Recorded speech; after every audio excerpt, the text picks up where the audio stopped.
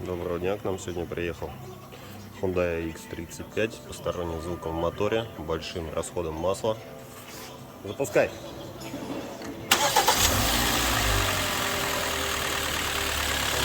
Вот так он на горячую подстукивает. Проблема всем известная, это юбки поршней стучат по цилиндрам. Там 100% задиры, скорее всего. Будем разбирать мотор, смотреть, какие задиры, либо гильзовать, либо ремонт, скорее всего, будет второй. Дальше посмотрим.